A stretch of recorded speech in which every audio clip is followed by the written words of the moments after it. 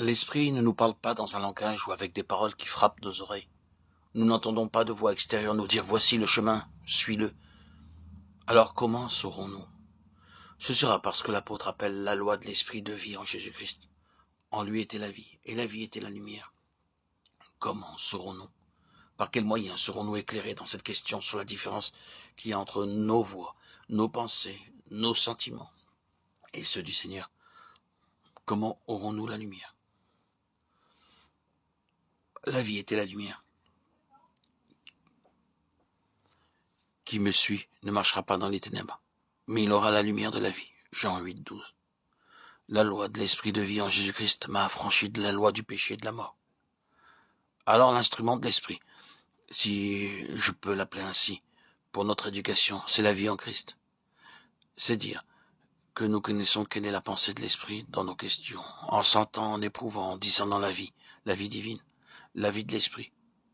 Ou bien d'autre part, si nous sommes vivants au Seigneur, nous saurons que l'Esprit n'est pas en accord avec telle ou telle de nos pensées par un sentiment de mort dans cette direction-là. Or, c'est la chose que personne ne peut nous enseigner par des paroles, en nous donnant une leçon, mais c'est une chose que nous pouvons apprendre. Nous la connaissons par nos réactions, souvent par de violentes réactions. Nous avons suivi une certaine voie, nous avons ensuite une mauvaise réaction.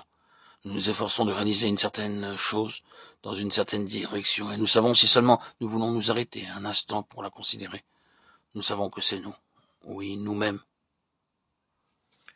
qui essayons de faire cela. Nous savons très bien que cette chose n'est pas spontanée, qu'elle manque de cette spontanéité qui est la marque du Seigneur.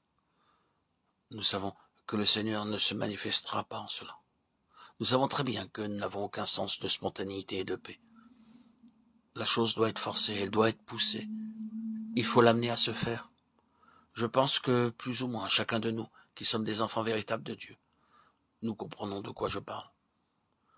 Mais souvenons-nous que dans l'école de Christ, l'instrument de l'Esprit pour nous enseigner Christ, c'est la vie. La marque d'un homme ou d'une femme gouverné par l'Esprit ou un de l'Esprit, c'est qu'ils marchent dans la vie et qu'ils apportent la vie et que tout ce qui vient d'eux signifie vie. Et ils savent par cette loi même de la vie où est le Seigneur, en quoi se trouve le Seigneur, ce que veut le Seigneur, ce que désire le Seigneur. C'est ainsi qu'ils connaissent, ils n'entendent point de voix, ils n'ont point de vision objective. Mais là, profondément dans leur esprit, c'est la vie qui est l'arbitre, l'esprit de vie.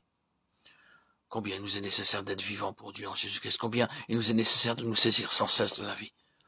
Si Satan peut faire peser sur nous ces esprits de mort et enfermer notre esprit sous une enveloppe de mort, il éteindra aussitôt la lumière et nous laissera nous débattre. Nous ne savons alors ni où nous sommes, ni ce que nous avons à faire. Il cherche toujours à nous amener là, et nous avons à livrer une bataille continuelle pour la vie. Tout ce qui doit accomplir le dessein de Dieu est lié à cette vie. Cette vie est potentiellement la somme de tout le dessein divin. De même que dans la semence, il y a la vie, non seulement de cette semence, mais d'un grand arbre, et que cette vie, une fois libérée, s'épanouira dans le développement parfait de ce grand arbre. Ainsi, dans la vie qui nous est donnée, dans notre enfance spirituelle, à notre nouvelle naissance, se trouve toute la puissance de la pensée de Dieu, pleine et finale et consommée. Et Satan cherche non pas simplement à arrêter notre vie, mais à empêcher la pleine manifestation des intérêts et des plans suprêmes de Dieu qui se trouvent dans cette vie qui nous a été donnée, cette vie éternelle qui nous est donnée maintenant. L'Esprit veille toujours sur cette vie, mais il nous dit, garde cette vie. Ne permets pas que rien ne vienne entraver cette vie. Et dès que quelque chose attriste l'Esprit, arrête l'opération de cette vie, et immédiatement recourt au sang précieux qui se tient comme un témoignage contre toute mort. Ce précieux sang de Jésus, la vie incorruptible, le témoignage dans les cieux à la victoire sur le péché et la mort, par lequel tu peux être délivré de cette main hostile de Satan. Ce précieux sang est la base sur laquelle nous devons nous tenir pour mettre en règle tout ce qui attriste l'esprit et qui entrave l'opération de la vie, par laquelle nous en arrivons à connaître et à connaître de cette manière vivante Christ, dans une plénitude toujours grandissante. Que le Seigneur nous aide.